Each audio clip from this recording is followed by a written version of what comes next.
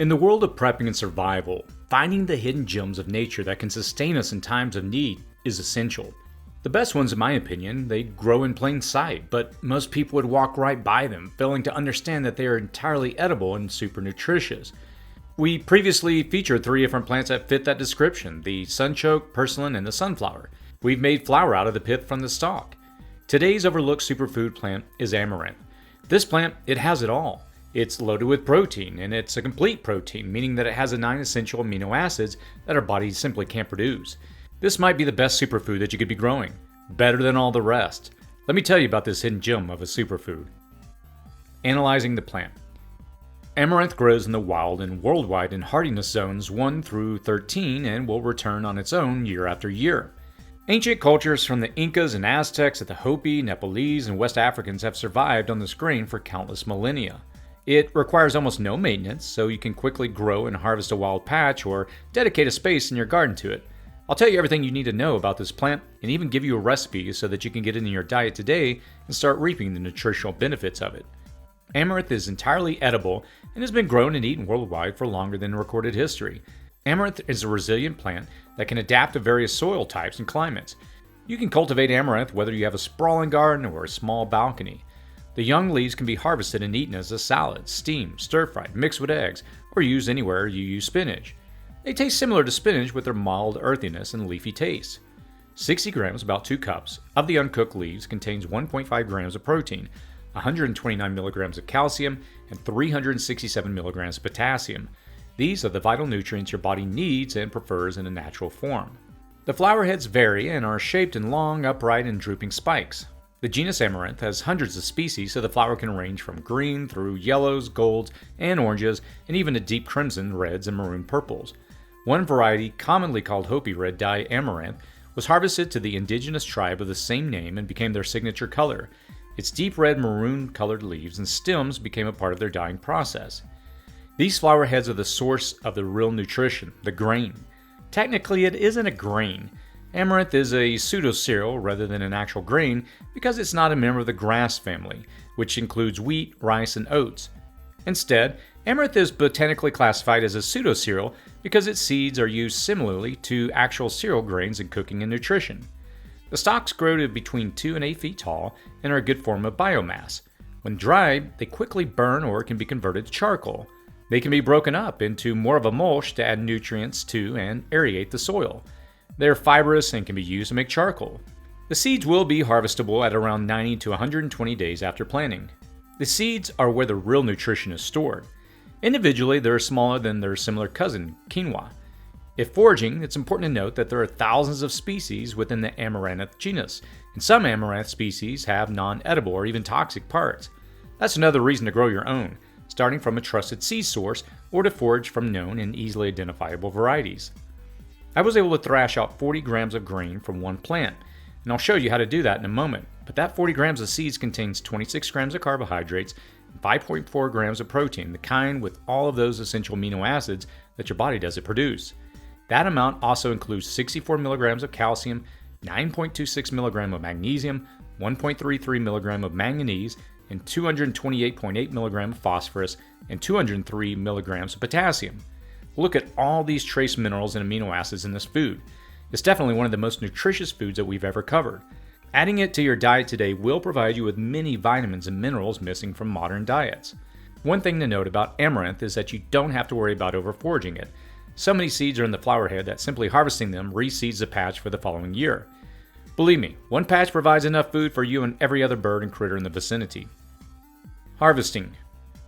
The way to tell if the seeds are ready to harvest is to take the flower head in the palm of your hand and squeeze it. If it's ready for harvesting, you're going to see several seeds in your hand. I wait until I can clearly see a dozen or more to ensure that they're ready. At that point, you can clip the spindly flower heads and place them in a paper bag to cure in a dry place. Don't harvest within 2 days of rain because the heads will be too moist to cure properly and could mold instead. After having grown the superfood for multiple years, I usually let the paper bag sit in my warm garage for a few days until I can get to it. On a tinfoil lined cookie sheet, I dry the heads to the lowest setting in my oven, which in my case is 170 degrees Fahrenheit. I let the oven get to temperature, wait a few minutes, then turn it off. Repeating this process a few times will dry the heads out over several hours and kill any tiny bugs that may have still been in the flower heads. Once thoroughly dehydrated, the hardest part comes in. You need to separate all the flowers from the stems using your hands. Running them through your fingers, you're going to continue to break down the flowers from the seeds. Keep doing this until all the flowers are broken up. It's at this point that you're separating the seeds from the parts of the tiny flower. I've seen other methods using a fan or blowing lightly as you drop the grains that will give you a pure finished grain. The ancient way is to repeatedly toss in the air over a cloth or a tarp, allowing the breeze to blow away the lighter parts and the grain to fall. My method is easier, but it will leave some of these parts of the flour behind. To me, that's fine, and if you're going to grind it into gluten-free flour, as many people do, it's not going to matter anyway. Having tried the fan method of winnowing, where a fan or a strong breeze blows across the grain you toss up so the grain falls and the parts of the hull or flour blow away, I'll admit that I'm not too good at it, especially with these super light grains. It makes a considerable mess, but it's probably more practical if you harvest a field or large patch of amaranth. If you have a decent breeze, pour your harvest between two bowls and the lighter non-seed parts will blow away. I use a wire mesh strainer over a bowl, pour the mix between bowls, and gently swirl the filter. You can use a spatula to break the flowers up even further and liberate the seeds. I even put them in a baggie and use a rolling pin to break them up. Larger pieces can be strained out by bouncing the strainer. Smaller pieces collect in the strainer with this swirling technique. If you dump the remnants and continue to thresh them in this manner, you're going to pull most of the seeds out. These mesh strainers are available for a few dollars online and at kitchen stores, and you just have to find a relatively small mesh size to get the filtering you need. These mesh strainers are very practical and useful in the kitchen, so I highly recommend them. You can throw the scraps back into nature along with the rest of the plant's biomass and have a new patch of amaranth to harvest next year. From the one large plant that I harvested, I obtained 40 grams of amaranth, which was considerably less than I got from a different variety last year.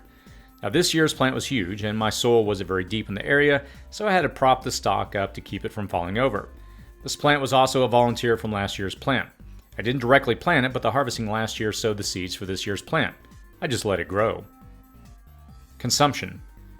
These seeds are sproutable as microgreens, and the red variety is very popular with chefs as an edible garnishment and finishing touch to many dishes.